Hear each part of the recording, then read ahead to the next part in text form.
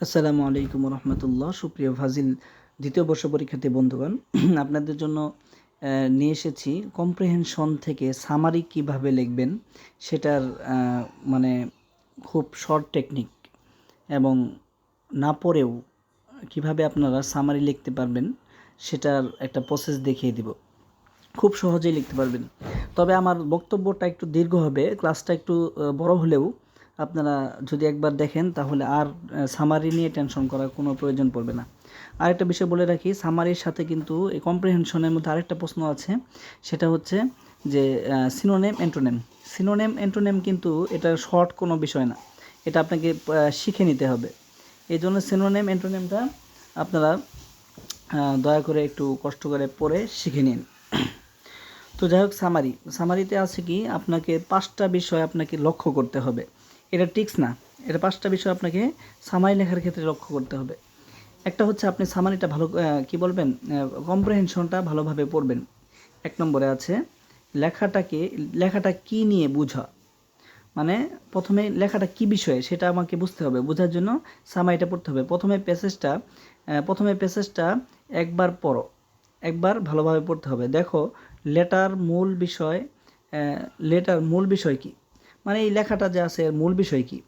তো মূল বিষয়ের মধ্যে যেমন এডুকেশন, পলিউশন, টাইম, হেলথ, মানে শিরোনামটা কি দেওয়া যায়। তো শিরোনামটা বের করতে হবে। প্রথমে বুঝতে হবে যে এটা বিষয়টা কি নিয়ে হয়েছে। এডুকেশন শিক্ষা নিয়ে, পলিউশন নাকি টাইম নাকি হেলথ, কোন বিষয় নিয়ে, এগুলো বিষয়টা বের করতে হবে। তারপর তোমাকে কি করতে হবে, 2 নাম্বার, প্রথম ও শেষ লাইন পড়ো। কেন? কারণ প্রথম লাইনে মূল ভাবটা থাকে, মানে কি বিষয় নিয়ে আলোচনা করা হবে প্রথম লাইনটা পড়লেই বোঝা যায়।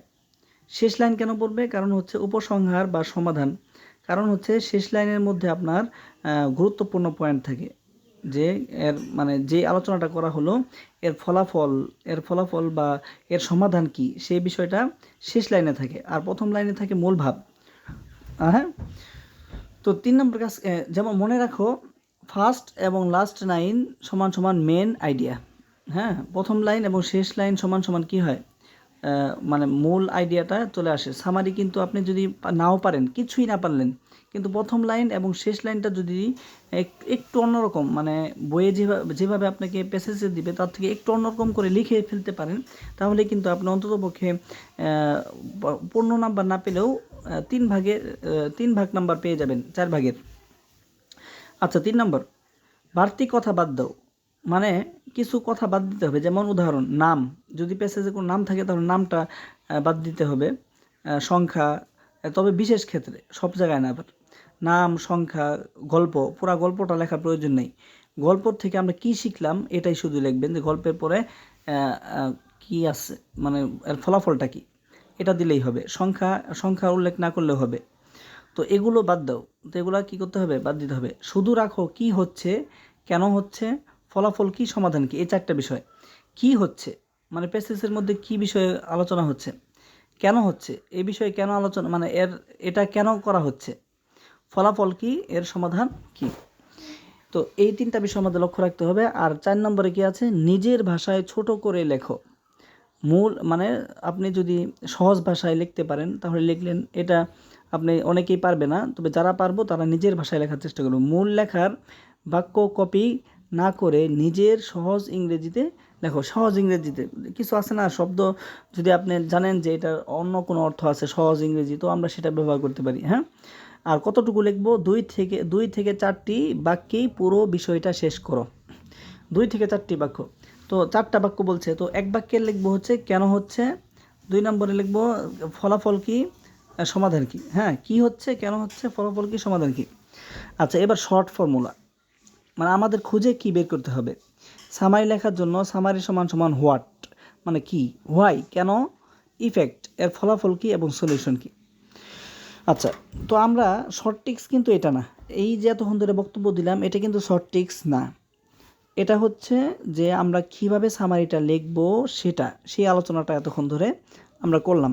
শর্ট টিক্স হলে এই 5 নম্বরে এই এতটুকু মাত্র আমরা শিখলেই হবে। হোয়াট, হোয়াই, ইফেক্ট, সলিউশন, মানে কি, কেন, ফলাফল, সমাধান। কি, কেন, ফলাফল, সমাধান, এটা আমরা মুখস্থ রাখবো। আচ্ছা থাক, এটাই হচ্ছে আমাদের আসল মূল ট্রিক্স।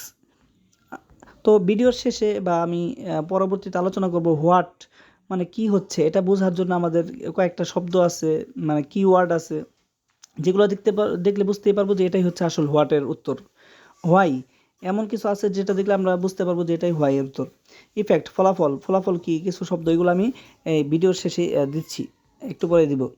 তো আমরা পরে পরে আমরা একটা এক্সাম্পল পড়ি। আমরা এই যে এতক্ষণ ধরে আলোচনা করলাম এটার একটা এক্সাম্পল উদাহরণ দেখি। আচ্ছা, এক্সাম্পল প্যাসেজ। তো পড়ি একটু, প্যাসেজটাকে কি বলছে, প্রথম ধাপ হচ্ছে প্যাসেজটাকে পড়তে হবে নাকি একটা লেখাটা কি নিয়ে বুঝতে হবে। প্রথম এবং শেষ লাইন ভালোভাবে পড়তে হবে, বাড়তি কথা বাদ দিয়ে এগুলো এগুলো হলো কাজ।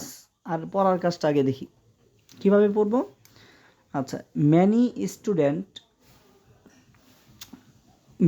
Student waste time on mobile phone. Many student waste time of mobile phone. তো আমরা এখানে গুরুত্বপূর্ণ পয়েন্ট কিন্তু প্রথম লাইনে পেয়ে গেলাম। হ্যাঁ, তারপরে কি বলছে, they do not study properly. আমি একটু অর্থটা বলি তাহলে সহজ। ম্যানি স্টুডেন্ট অনেক ছাত্র, ওয়েস্ট টাইম সময় নষ্ট করে, মোবাইল ফোনে। They do not study properly, তারা ভালোভাবে পড়ালেখা করতে করে না।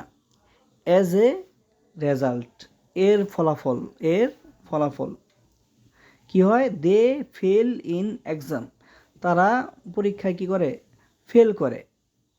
দে দে শুড মানে উচিত, তাদের উচিত, ইউজ টাইম ওয়েজলি। তো দেখেন এখানে একটা পড়লাম, তো আমাদের বলছে কি, তারপর 2 নম্বরে আছে যে প্রথম এবং শেষ লাইন ভালোভাবে পড়তে। তো এই যে many student waste time on mobile phone, এটা এবং শেষ line they should use time waste, তাহলে এইখানে দুইটা পড়লেই আমরা কি পেয়ে গেলাম, দুইটা বিষয় পেয়ে গেলাম। একটা হলো কি এর উত্তর, আরেকটা হচ্ছে সলিউশনের উত্তর, এই দুইটা পড়লে।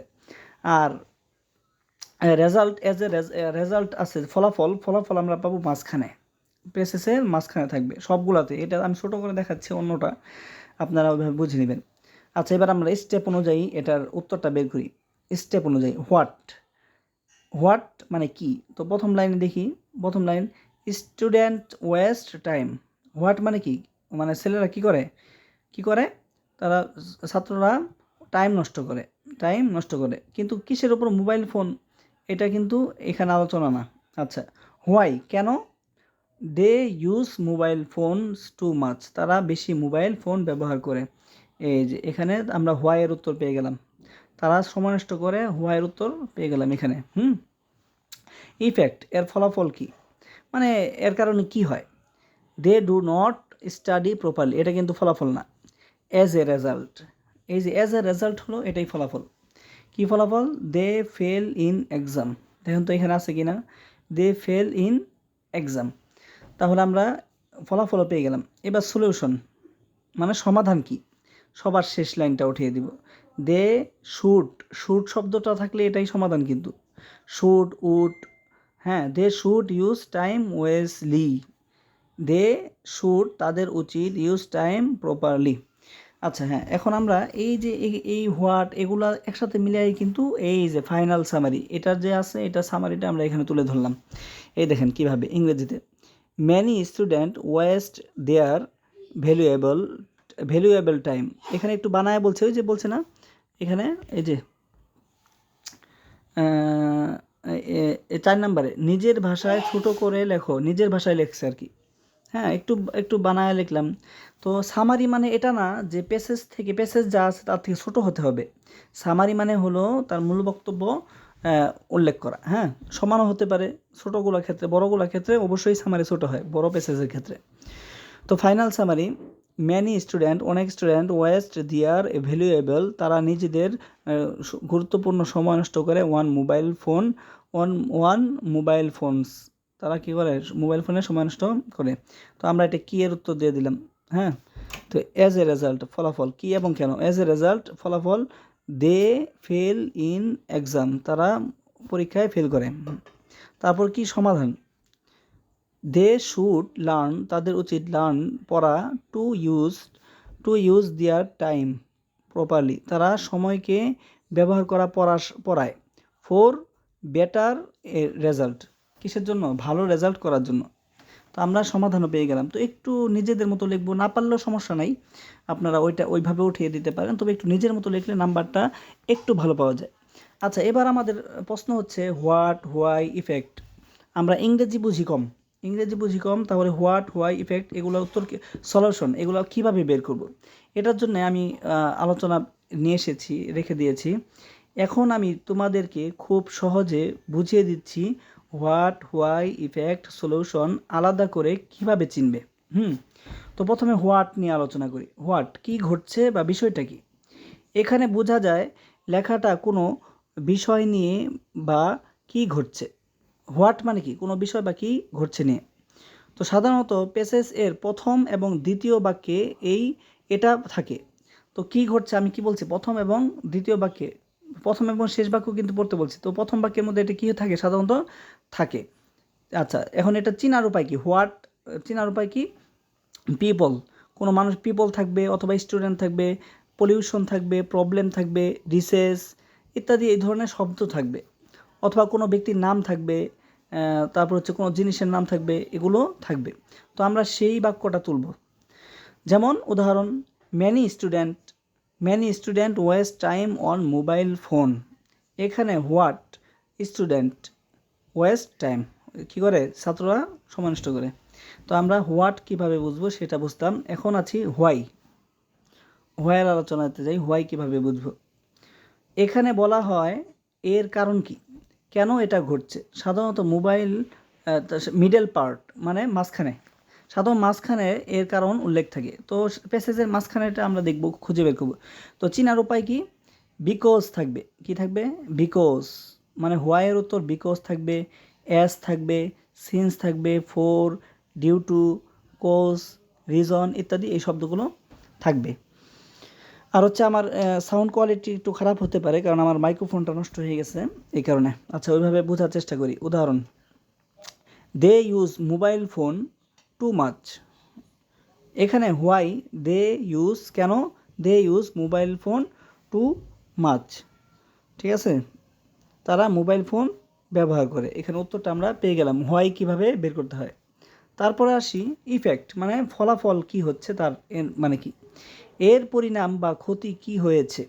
সাধারণত অ্যাজ এ রেজাল্ট, যেমন আমরা উদাহরণটাতে পড়েছি, সো, দেয়ারফোর, তারপরে কনসিকুয়েন্টলি ইত্যাদি শব্দের পর থাকে, মানে এগুলো শব্দের পরে যেগুলো থাকবে সেগুলো উঠিয়ে দিব।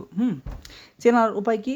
As a result, so, therefore, causes, তারপর লিডস টু, এই শব্দগুলো যেখানে থাকবে সেখানে আমরা কি করব? ফলাফল পেয়ে যাব। উদাহরণ, অ্যাজ এ রেজাল্ট, এর ফলাফল হচ্ছে দে ফেল ইন এক্সামস। যেমন আমরা উদাহরণ কি পড়েছি, আমাদের এটা পড়েছিলাম। এখানে effect, they fail in exam. তো এবার সলিউশন কি, সমাধান কিভাবে বের করবে, এটা হচ্ছে প্যাসেজের সর্বশেষ বাক্য। এখানে বলা হয় কি করলে ভালো হবে, সমস্যা মিটবে। সমাধান শেষের দিকে থাকে। কি থাকে? সমাধান থাকবে শেষের দিকে। চেনার শব্দ কি? শুড ব্যবহার হবে, মাস্ট, নিড টু, প্রয়োজন, have to, it is, important to, এই ধরনের শব্দ যদি যেখানে থাকবে সেখান থেকে আমরা কি করব? উঠিয়ে দিব, বা তো অথবা নিজের মতো করে সাজালে বেশি ভালো। দে শুড, তাদের উচিত, ইউজ টাইম ওয়েজলি, কি বুদ্ধিমত্তার সাথে সময় ব্যবহার করা উচিত। এখানে সলিউশন কি? Use time ওয়েজলি। আশা করি আমরা পুরো বিষয়টা বুঝতে পেরেছি। তো আমি সর্বশেষে যেটা ওই একই passage, many student waste time on mobile phone, they do not study properly, তারা ভালোভাবে পড়াশোনা করে না, অ্যাজ এ রেজাল্ট, ফলাফল, they fail in exam, they student use time wisely. তো এর ফাইনালিটা যেটা আমরা এতক্ষণ ধরে বললাম, many student waste time on mobile phone, এই যে প্রথম লাইনটা উঠিয়ে দিলাম আর কি। তারপরে অ্যাজ এ রেজাল্ট, এই যে এতটুকু বাদ দিয়ে অ্যাজ এ রেজাল্টের পরে হচ্ছে ফলাফলটা থাকে। As a result they fail in exam, তারা পরীক্ষায় কি করেছে? ফেল করে। তারপর হচ্ছে অ্যাজ এ রেজাল্ট, আমরা এখন সমাধান কি? দে ফেল ইন এক্সাম। আচ্ছা, দে শুড ইউজ, আমরা সর্বশেষ বাক্যটা আছে এটা তুলিয়ে দিব, they should use their time. আমি বোঝানোর চেষ্টা করেছি, হয়তো অনেক অল্প সময়ের মধ্যে বোঝানোর চেষ্টা করেছি। তো আশা করি আপনারা বুঝেছেন যে কিভাবে আপনারা সামারিটা লিখবেন। কে যেন কমেন্ট করেছিল যে সামারি দেওয়ার জন্য, সামারি কিভাবে লিখতে হবে আমি এখানে দিয়ে দিয়েছি। আপনারা ইনশাল্লাহ এই ভিডিও দেখে হয়তো উপকৃত হবেন। উপকৃত হলে অবশ্যই সাবস্ক্রাইব করবেন। আপনাদের ভিডিও যারা দেখে অধিকাংশই নন সাবস্ক্রাইবার, এর জন্য দুঃখের বিষয়। আপনারা দয়া করে সাবস্ক্রাইব করে দিবেন। আসসালামু আলাইকুম ওয়া রাহমাতুল্লাহি ওয়া বারাকাতুহু।